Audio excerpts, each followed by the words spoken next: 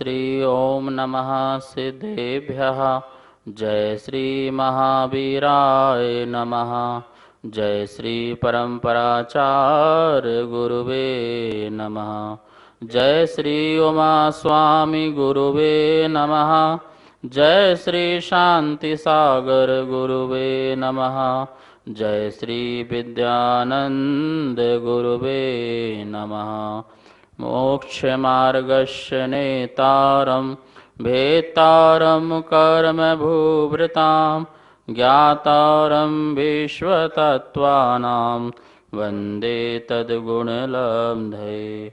मङ्गलं भगवान् वीरो मङ्गलं गौतमो गणी मङ्गलं कुन्दकुन्दार्यो जैन धर्मोस्तु मंगलम। अपन जो 7वां नंबर का जो सूत्र है उसको एक बार बोर्ड के माध्यम से पहले देखते हैं और फिर निद्राओं के बारे में समझते हैं। अष्टम अध्याय का सूत्र नंबर 7वां। चक्षु रचक्षु रबधि केवलानाम निद्रा निद्रा निद्रा प्रचला प्रचला प्रचला स्थान्य ग्रध्यश्च। इस प्रकार से सूत्र हुआ। चक्षु इससे निकलेगा अचक्षु अवधि और केवल, ये 4 प्रकार के दर्शन। निद्रा पहली, निद्रा निद्रा दूसरी, प्रचला तीसरी, प्रचला प्रचला चौथी और स्थान ग्रद्धि या का ई हो जाएगा तो ग्रद्धि। इस प्रकार से यहाँ पर 5 प्रकार की निद्राएं। आज अपन देखेंगे इन निद्राओं के बारे में कि इनका क्या स्वरूप शास्त्रों में कहा गया है। यहाँ पर देखिए लिखा है दर्शनवर्ण और 5 प्रकार की निद्राएं लिखी हुई हैं। सबसे पहले अपन संक्षेप में इन 5 निद्राओं का स्वरूप पढ़ लेते हैं। निद्रा क्या लिखा है? थकावट को दूर करने के लिए भ्रमण करते हुए रुकना, बैठना, गिरना, ये क्या है? निद्रा कहलाती है। दूसरा लिखा है निद्रा निद्रा नींद पर नींद आना, नेत्रों को ना उघाड़ पाना। ठीक है, इसे कहते हैं निद्रा निद्रा। तीसरी दी है प्रचला, शोक श्रम मद से उत्पन्न नेत्र कुछ उघाड़े हुए सोना या ऊँघना, इसे कहते हैं प्रचला। चौथी है प्रचला प्रचला खड़े खड़े बैठे बैठे चलते चलते पुनः पुनः नींद आए, मुख से लार आदि या अंग आदि चलें, ये हाथ पैर चलाना, इसे कहते हैं प्रचला प्रचला। स्थान ग्रद्धि वीर शक्ति विशेष होने से नींद में कठिन कार्य करना, उठा हुआ भी जो व्यक्ति है सोना। तो इस प्रकार से ये जो 5 प्रकार की अपन ने संक्षेप में निद्राओं का स्वरूप पढ़ा। विशेष रूप से एक एक निद्रा का अपन यहाँ पर और अच्छी तरह से अर्थ देखते हैं। निद्रा शब्द की जो उत्पत्ति है वो किस प्रकार से हुई है? नी उपसर्ग पूर्वक धाति धातु और अंगी प्रत्यय के लगने पर कुत्सित क्रिया स्वप्न आदि देखना आदि, इस प्रकार से निद्रा शब्द की उत्पत्ति हुई है। इसके माध्यम से आत्मा निद्रा लेता है और कुत्सित कार्य करता है, स्वप्न आदि भी देखता है, अर्ध जागृत आदि होता है। यह बैठना, थकान दूर करना, श्रम दूर करना, थकावट को दूर करना, विनोद के लिए सोना, ये निद्रा कहलाती है। ये सामान्य निद्रा कहलाती है। इसमें व्यक्ति हल्का से भी आराम लेता है जो, वो भी निद्रा कहलाती है। जैसे आप बहुत काम कर रहे हैं और काम करके आप बहुत थक रहे हैं, तो आपने क्या किया, थोड़ा सा बैठ गए, तो ये बैठने में भी जो आपको रिलैक्स मिल गया थोड़ा सा, या झपकी सी आ गई, या आप थोड़ा सा लेट गए, तो कुछ पल में ही ये निद्रा जो है आपकी हो जाती है। यह निद्रा इतनी गहरी नहीं होती है, यह अल्प निद्रा होती है। थोड़े हिलाने में भी व्यक्ति उठ जाता है, चुटकी बजाओ तो उठ जाता है, किसी के आने पर भी वह उठ जाता है, उसे आहट भी पता चल जाती है। मतलब निद्रा में भी है, सो भी रहा है, लेकिन वो इतनी गहरी नींद उसकी नहीं होती है कि जिसके कारण उसे कुछ पता ही ना चले। पता भी चलता है और वो आराम से सो रहा है। जैसे आप कभी भोजन करते हैं तो भोजन करने के बाद आपको निद्रा सताती है, नींद आती है, तो उस समय आप क्या करते हैं, थोड़ा सा आराम कर लेते हैं, और वो थोड़ा सा आराम आपके लिए थोड़ा सा ताजगी ले आता है, तो वो निद्रा कहलाती है।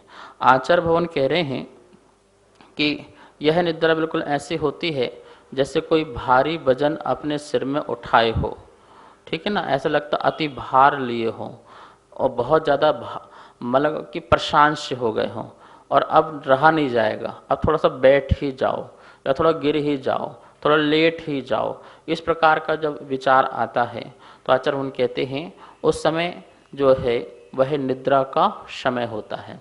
यह निद्रा भी उस समय दर्शन में बाधक पहुंचाती है। उतने समय जितने समय आप लेटे तो उस समय यहाँ से कोई व्यक्ति जो है अपन को वस्तु या व्यक्ति का जो प्रतिभास नहीं हो पाता है चक्षु इंद्रिय के माध्यम से या अचक्षु इंद्रिय के माध्यम से, तो हमारे दर्शन में, हमारे उपयोग में वो बाधकता पहुंचती है। इसलिए यह निद्रा भी दर्शनावर्ण कर्म के अंतर्गत आचार्य भगवान ने ली है।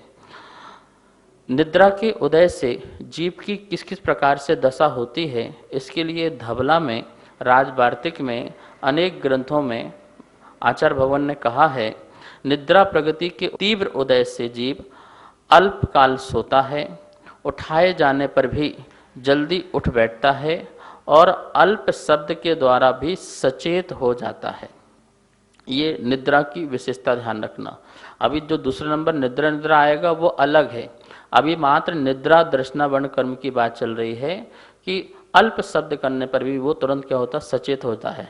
जैसे श्वान, कुत्ता, उसकी नींद देखिए आप, सो रहा है लेकिन हल्का सा कोई कुछ कर दे, चुटकी बजा दे या कोई आवाज़ हो जाए, वो तुरंत बैठ जाता है, तुरंत उठ जाता है। जानवरों की नींद आपने देखी बिल्कुल बिल्कुल ऐसी होती है, तुरंत ही वो उठ जाते हैं। ऐसे मनुष्य आदि में भी ऐसे बहुत हैं जो हल्की सी आहट होती है और उठ जाते हैं, उसे आचरण कहते हैं, निद्रा कहते हैं।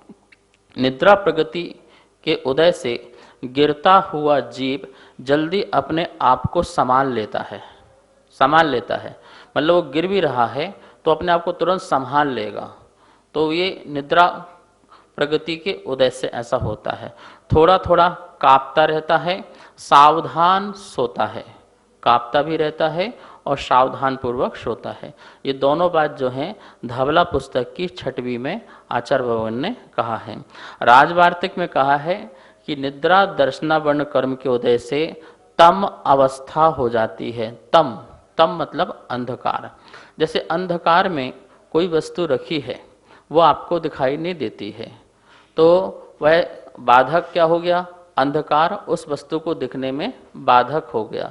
ऐसे ही निद्रा भी हमारे दर्शन उपयोग से जो चक्षु अचक्षु के माध्यम से वस्तुओं का सामान्य प्रतिभास होना था, उस सामान्य प्रतिभास में जो उस समय आत्मा जो है उस वस्तु को ग्रहण नहीं कर पाती है, तो वह निद्रा भी हमारे लिए उपयोग में बाधक होती है। निद्रा की उदय से मनुष्य चलता चलता खड़ा रह जाता है, खड़ा खड़ा बैठ जाता है अथवा गिर पड़ता है। ये आचार्य नेमिचंद स्वामी ने गोमट सार में कहा है। निद्रा के कारण आदमी चलता चलता क्या हो, एकदम से खड़ा हो जाए। खड़ा क्यों हुआ है, अरे थक गया तभी तो खड़ा हुआ है। उसको आप थकावट दूर करनी है, चलते हुए आ रहा है, जैसे महाराज जी विहार करके आ रहे हैं तो चलते जा रहे हैं और लगा कि नहीं अब थोड़ा चलना बड़ा मुश्किल हो रहा है, तो थोड़ा सा बैठ गए तो या खड़े हो गए। तो खड़े होना भी वो निद्रा में लिया है, ठीक है ना। और कि खड़ा भी नहीं हुआ जा रहा है, इतनी हालत भी खड़ा होने की भी नहीं है, अब तो बैठना ही पड़ेगा, तो बैठ गए। तो वो बैठना भी एक निद्रा है, सामान्य निद्रा की बात चल रही है अभी, ठीक है। और नहीं बैठा भी नहीं जा रहा है तो गिर गए मतलब लेट गए, ठीक है ना। आप लेट जाएं तो लेट गए, तो वो लेटना भी क्या है, निद्रा तो इस प्रकार से आचार्य भगवान ने यहाँ पर निद्रा के बारे में बताया। निद्रा दर्शनावरणी में वह शक्ति है कि वह चले जाते हुए जीव को तुरंत कहीं रोक देती है, रुक कर खड़े हुए व्यक्ति को बिना विलंब बिठा देती है और बैठे हुए पुरुष को उसके बाद ही लिटा देती है और लेटे हुए को तुरंत निद्रा मग्न कर देती है। ये सब निद्रा के सारे लक्षण होते हैं। अब दूसरा भेद है निद्रा। निद्रा आपको निद्रा समझ में आ गई, सामान्य निद्रा, ठीक है ना। अब विशेष निद्राओं में चलते हैं। तो दूसरे नंबर में है निद्रा और निद्रा। निद्रा निद्रा कर्म प्रगति के उदय से जीव अति निर्भय होकर के सोता है, भय नहीं होता उसे, वो निर्भय होकर के सो जाता है। इतनी उसकी गहरी नींद है, क्या हो रहा है क्या नहीं हो रहा है बाहर कुछ पता ही नहीं चलता है। मतलब कि वो खर्राटे लगा के सोना, घुरघुरा करके सोना, और कोई उठाए, उसे उठाने की कोशिश भी करे, हिलाए डुलाए, तब भी वो ना उठे और वह सोता ही रहे। मतलब ऐसी नींद कि उठाकर उसे कहीं रख भी दो, बिठा भी दो, तो वो सोता ही रहे दोबारा और वो उठे बिल्कुल भी ना। तो आचार्यवन कहते हैं इस प्रकार की जो नींद है उसे निद्रा निद्रा नींद कहते हैं, अर्थात निद्रा निद्रा कर्म प्रगति या दर्शनावरण कहते हैं। ये जो बात मैंने आपको बताई ये शास्त्रों में आगम में आपको पढ़ने में मिलेगी और आप प्रैक्टिकल में आप अपने जीवन में देख भी सकते हैं। राजवार्तिक में लिखा है जिसके कारण उठाए जाने पर भी आंख न खुले उसे निद्रा निद्रा कर्म प्रगति समझना।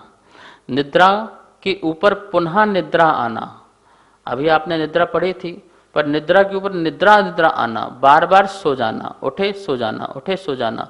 मतलब कि वो उठाने पर भी ना उठे, बालक को उठा दिया फिर लेट गया फिर सो गया, तुरंत की तुरंत सो गया। इस प्रकार की जो नींद है ये पहली जो निद्रा थी उससे भी गहरी निद्रा कहलाती है। आचार्य भगवान कहते हैं इसे महातम निद्रा कहते हैं। निद्रा को तो अपन ने मात्र सामान्य अंधकार से कहा था, लेकिन और भी गहरा जो अंधकार जो होता है उसे महातम अंधकार कहते हैं।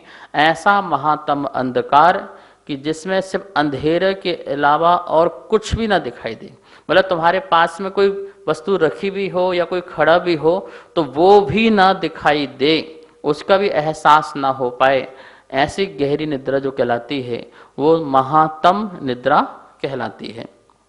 आचार्यों ने कहा है धवला में, गोमट सार में, राजवार्तिक में कि निद्रा के उदय में जीव की कैसी दशा होती है, कैसी हालत और कैसी अवस्था होती है। तो कहते हैं कि निद्रा निद्रा प्रगति के तीव्र उदय से, किसके उदय से बोल रहे हैं? तीव्र उदय से जीव वृक्ष के शिखर पर, जैसा वृक्ष का शिखर है उसमें जाकर के सो जाए, 5 मंजिल ऊपर जाकर के एक किनारे में जाकर के सो जाए, छत के किनारे में जाकर के सो जाए, तब भी उसे डर न लगे और आराम से सो जाएगा। विषम भूमि पर, जो भूमि सोने लायक भी ना हो, ऐसी विषम भूमि पर भी जाकर के, पहाड़ में ऐसे किनारे में जाकर जहाँ पे गिरे तो खाई में गिर जाए, ऐसे स्थान पर भी जाकर वो सो जाए तो वो निर्भय होकर के सो सकता है और बहुत ही खर्राटे लगाते हुए वह सोता रहता है।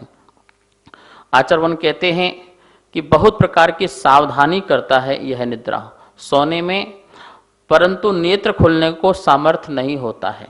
सोने में बहुत सावधानी पूर्वक सोता है वैसे, जैसे कि अब वृक्ष के ऊपर सुलाएंगे तो सावधानी करोगे नहीं करोगे, विषम भूमि में सुलाएंगे तो सावधानी करोगे नहीं करोगे, सावधानी पूर्वक सोता है, लेकिन अपने नेत्र को खोल नहीं पाता है। जब ये सो जाता है उठा नहीं पाता है, वह जब पूरी नींद ना हो जाए तब तक उठा नहीं पाता है।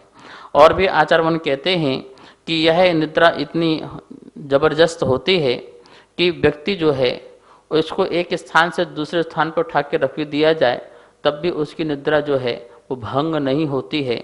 इस प्रकार की निद्रा, अब आप सोच सकते हैं इनका वर्णन आचार्य भगवान ने यहाँ क्यों किया है कि इन निद्राओं के माध्यम से हमारी जो चेतना है, जो निर्विकल्प रूप से स्वसंवेदन करने वाली जो चेतना है, उस चेतना के माध्यम से हम जो वस्तु स्वरूप को जान सकते थे, अर्थात पदार्थों के, जगत के पदार्थों को प्रति समय देख सकते थे, उस देखने की शक्ति का अभाव करता है। वह इसके उदय से जो हमें चक्षु अचक्षु अवधि के माध्यम से हमें ज्ञान जो होना था, उसमें क्या पहुंचाता है? बाधा पहुंचाता है। जैसे अवधि ज्ञान जिसके पास है, तो उसके लिए अवधि दर्शन पहले होता है। क्या होता है? अवधि दर्शन। अवधि ज्ञान के पहले अवधि दर्शन होता है। अब अवधि ज्ञान के पहले यदि अवधि दर्शन में यदि यह निद्रा आदि आती है, तो उस समय अवधि दर्शन कैसे होगा? सोते सोते अवधि ज्ञान कैसे लगाया जाएगा? अवधि ज्ञान भी नहीं लगेगा और अवधि दर्शन भी जो है नहीं हो पाएगा। तो आचार्य कहते हैं उसके माध्यम से हमारा जो ज्ञान है अथवा आत्मा का स्व संवेदन है, वह बाधा पहुंचती है, अतः यह निद्रा भी जीतना जरूरी होती है। आचार्य श्री कहते थे कि जिसको निद्रा आती है, बहुत निद्रा आती है, वह ध्यान नहीं कर सकता, वो आत्म ध्यान नहीं कर सकते हैं। इसलिए साधु संतों को कहा है निद्रा पर विजय प्राप्त करो। इस प्रकार से अपने निद्राओं को विजय प्राप्त करो, जिससे संयम का ह्रास न हो। जो जितनी निद्रा में जाएगा, गहरी निद्राओं में जाएगा, उसका संयम का ह्रास जरूर होगा। इसलिए साधु लोग जो हैं, सामान्य जो पहले नंबर की जो निद्रा थी, सामान्य निद्रा जो थी, शरीर की थकावट दूर करने वाली, वही निद्रा लेते हैं। इस प्रकार की निद्रा पर निद्रा, गहरी निद्रा नहीं लेते हैं कि कौन आ रहा कौन जा रहा, क्या हो रहा है कुछ भी पता न चले, अपने आत्मा का भी उपयोग का पता न चले। ऐसी गहरी निद्रा लेने से हमारा जो है संयम आदि का ह्रास होता है, समान निद्रा लेते हैं। इस प्रकार से यहाँ पर अपन ने दूसरे नंबर की निद्रा जो है दर्शनावर्णी कर्म प्रगति के उदय से कैसी कैसी दशा होती है, उसके बारे में यहाँ पर जाना। अब जो तीसरी निद्रा है, कौन सी निद्रा है? तीसरी निद्रा प्रचला निद्रा, तीसरे नंबर में है प्रचला। तो प्रचला दर्शनावर्णी कर्म किसे कहते हैं? इसके बारे में देखिए, जो आत्मा को प्रचलित करे। क्या करे? जो आत्मा को प्रचलित करे वह प्रचला है। जिस निद्रा में आत्मा में विशेष प्रचलन उत्पन्न होता है, विशेष हलचल उत्पन्न होती है, वो अथवा जो क्रिया आत्मा को प्रचलित करती है, वह प्रचला निद्रा है। वह शोक आदि, दुख आदि, कष्ट आदि, पीड़ा आदि, उपवास आदि आदि अनेक अवस्थाओं में जो निद्रा आती है। मान लो जैसे किसी को शोक है, अब शोक में वो सोचते सोचते सोचते सोचते सोचते और बिल्कुल सो गया। दुखी अवस्था थी और दुखी अवस्था में वह चिंतन करते करते दुखी होते होते होते और वो सो गया। तो ऐसी अवस्था में जो नींद आती है उसे प्रचला नींद कहते हैं। यहाँ इंद्रिय व्यापार से निवृत्त होकर बैठे बैठे के शरीर नेत्र आदि में विकार क्रिया की सूचक है, अतः प्रीति का थोड़ा मात्र हेतु है, वह प्रचला कहलाती है। यह ऐसा व्यक्ति है कि बैठा हुआ है और बैठे बैठे दुखी था और दुखी दुखी में बिल्कुल गहरी नींद में वो चला गया, सब भूल गया, तो ये प्रचला निद्रा कहलाती है। प्रचला दर्शनावर्णी कर्म का लक्षण इस प्रकार से भी जान लें कि आंखें खुली रहती हैं और व्यक्ति सोता रहता है। कभी आपने देखा है छोटे बच्चों की आंख खुली हुई है और वो सो रहा है, लेकिन वो को देख पा रहा है ऐसा नहीं है। आंख खुली होते हुए वह गहरी इतनी निद्रा है कि आंख खुलने पर भी उसे कुछ दिखाई नहीं दे रहा है। ये प्रचला दर्शनावर्णी का लक्षण है। चौथे नंबर की जो नींद है वो प्रचला है। जो अपन ने पहले प्रचला पढ़ी है, उस प्रचला की पुनः आवृत्ति का होना प्रचला कहलाती है। इस प्रचला दर्शनावर्णी कर्म के तीव्र उदय में व्यक्ति जो है बिल्कुल जैसे ऐसी दशा हो जाती है जैसे किसी पर भूत आ गए हों। तो इसी प्रकार से वह चलता फिरता सा घूमता हुआ वहीं सोते सोते घूमने लग जाए, सिर धुनने लग जाए। जैसे वायु के आहत से लताएं जो हैं वह क्या होती हैं? हिलती हैं, जो पत्ते हैं वो हिलते हैं। इसी प्रकार से वो हिलता डुलता रहता है और उसे पता नहीं चलता है। अंग जो हैं वो चलायमान होते हैं। अनेक ग्रंथों में लिखा हुआ है, इस निद्रा के उदय से जैसे मुंह से लार निकलने लगती है, लार तक बहने लगती है और उसे बिल्कुल भी होश नहीं रहता है कि मुंह से मेरी लार निकल रही है। हाथ पैर चलते रहते हैं, उठापटक करता रहता है। यदि उसके बाजू में कोई सो रहा हो तो उसे वो कहीं हाथ मारता रहता है, कहीं पैर मारता है, कहीं किसी को गिरा देता है या स्वयं गिर जाता है।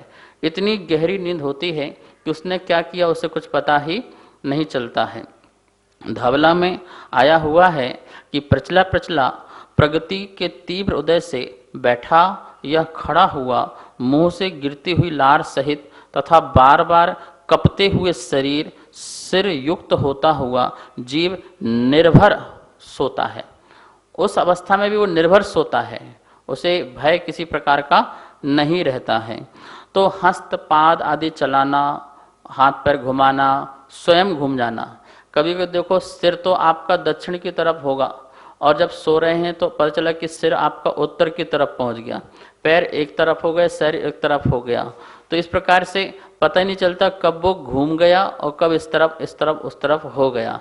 तो इतनी गहरी जो नींद है वो प्रचला प्रचला दर्शनावर्णी कर्म के उदय से होती है। सोचिए कैसी जीव की दशा होगी, कैसी उसकी हालत होगी कि वह उसे पता ही नहीं चल रहा है कि मैं क्या कर रहा हूँ, मैं क्या नहीं कर रहा हूँ।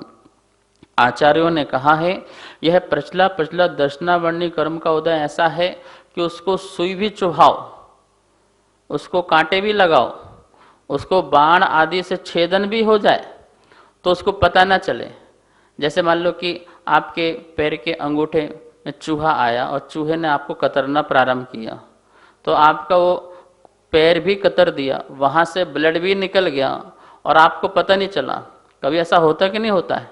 कोई जीव है आपको काट गया और वहाँ पर आपको ब्लड भी निकलने प्रारंभ हो गया, खून भी निकल रहा है, लेकिन आपको दर्द नहीं हो रहा है और ना ही आपको पता चला कि किसने मुझे छेदन भेदन किया है, अंग का छेदन भेदन हो गया है, इतना भी आपको नहीं पता चलता है। तो आचार्य कहते हैं उस समय कौन सी निद्रा का उदय है? प्रचला प्रचला दर्शनावर्णी कर्म की तीव्र प्रगति का उदय चलता है। इस प्रकार से यह जो है चौथी नंबर की निद्रा है। इस निद्रा में भी वही बाधा है कि हमारे द्वारा जो अपना जो स्वसंवेदन होना चाहिए था, वस्तुओं का, पदार्थों का, अपने संयम आदि का, वह भी इसमें ह्रास होता है, बाधक पहुंचती है इस उपयोग में, हमारे उपयोग में, इस प्रचला प्रचला दर्शनावर्णी कर्म के कारण। अतः ऐसी नींदों का हमारे जीवन में अभाव होना चाहिए। जब तक इतनी गहरी गहरी नींदें आएंगी, आप सोचिए मुनिराज हैं, यदि उनको ऐसी नींद आएगी तो वो मार्जन कैसे करेंगे? यदि वो घूमेंगे, अंग चलाएंगे तो जीवों की हिंसा होगी, तो संयम का ह्रास होगा ना, असंयमपना आएगा। इसलिए मुनिराज जी हैं सबसे बड़ी विजय प्राप्त करते हैं निद्रा में। निद्रा की विजय यदि हो गई और उपयोग जो है अपना आत्मज्ञान में लग गया तो समझ लेना आत्मा का उद्धार है, आत्मा का कल्याण है। इस दर्शनावर्णी कर्म के उदय से हमें सामान्य प्रतिभास ना हो पाए ज्ञान के पहले, वस्तुओं को जानने के पहले, तो आचार्य कहते हैं कि हमारा वो ज्ञानावर्णी कर्म जो है, जिसके उदय से ज्ञान नहीं हो पा रहा था, यदि ज्ञानावर्णी कर्म का क्षयोपशम हो गया और दर्शनावर्णी कर्म का क्षयोपशम नहीं है, तो आप सोचिए सामान्य जब प्रतिभास भी नहीं होगा तो वो ज्ञानावर्णी कर्म का क्षयोपशम भी क्या काम करेगा। आपको पता ही है कि जो संसारी जीव है उसका जो उपयोग है वो दर्शन पूर्वक ज्ञान है, युगपद एक साथ नहीं है, दर्शन पूर्वक ज्ञान है। दर्शन पुब्बम नानम, दर्शन पहले है और ज्ञान जो है वो बाद में है। केवलियों के तो दर्शन और ज्ञान युगपद एक साथ हैं, लेकिन सामान्य व्यक्ति के दर्शन और जो ज्ञान है वो एक साथ नहीं है, दर्शन पूर्वक ज्ञान होता है। इसलिए दर्शनावर्णी कर्म का भी क्षयोपशम हो अथवा उसका क्षय हो, जिससे हमें अपनी आत्मा का उपयोग में किसी प्रकार की बाधा न पहुँचे। पांचवी निद्रा है स्थान गृद्धि, इसके बारे में अपन कल जानेंगे। आइए आज यहीं पर स्वाध्याय संपन्न करते हैं। माँ जनवाणी की स्तुति करते हैं। जावाणी के ज्ञान से सूझे लोकालो, सो जणी मस्तक धरो सदा देत हो दो। हे जिन वाणी भारती तो हे जपो दिन रेन, जो तेरी सरना धरे सो पावे सुख चैन। सभी को बहुत बहुत मंगल आशीर्वाद। सभी को सादर जय जिनेन्द्र। आप सभी के सहयोग से तत्वार सूत्र जी की पुस्तकें निरंतर छपती जा रही हैं। तत्वार सूत्र जी के 5वें अध्याय की पुस्तक छप के आ चुकी है तथा छठे अध्याय की पुस्तकें छपवाने में आप अपना सहयोग दे सकते हैं। आप सभी जैन पाठशाला का आनंद ले रहे हैं तथा ज्ञानार्जन कर रहे हैं। जैन पाठशाला निरंतर इसी प्रकार चलती रहे, इसके लिए आप जैन पाठशाला के पुण्यार्जक बन सकते हैं। 1 महीने के लिए, 3 महीने के लिए, 6 महीने के लिए अथवा 1 वर्ष के लिए आपके नाम तथा फोटो पारस चैनल के माध्यम से प्रसारित किए जाएंगे। आप नीचे दिए गए नंबर पर संपर्क करें। जय जिनेन्द्र। मैं आरती जैन।